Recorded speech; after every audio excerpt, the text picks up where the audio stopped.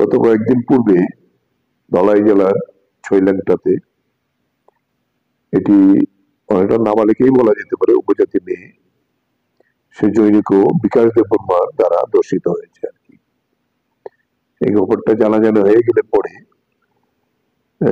সেখানকার যে একজন সাংবাদিক, এটা খবর সংগ্রহ করতে গেলে এই সাংবাদিকের উপর বিকাশ দেববর্মা সেখানে আক্রমণ করে তাকে প্রাণে মারার চেষ্টা করে।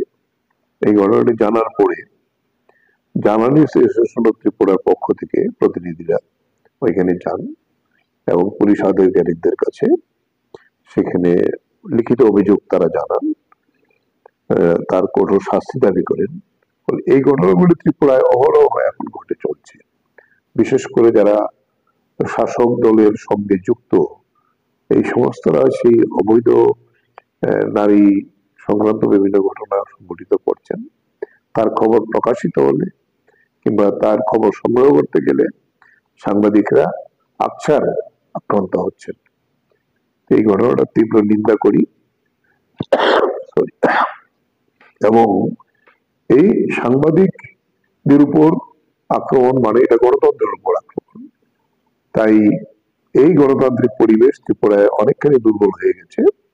সুতরাং দলমত নির্বিশেষে আমরা তার প্রতিবাদ করছি, যাতে করে এই আক্রান্ত সাংবাদিকদের পাশে আমরা দাঁড়াইতে চাই এবং তারা যে দায়িত্ব জার্নালিস্ট অ্যাসোসিয়েশন এই প্রতিবাদ করেছে, তারা যাতে আগামী দিনেও এই প্রতিবাদ করে যাবে নিয়ে আশা করব। ঝুঁকি নিয়ে হলেও করতে হবে, এটাও জনসমক্ষে তুলে এনে আজকে নাও কালকে একদিন একদিন তার বিচার হবেই।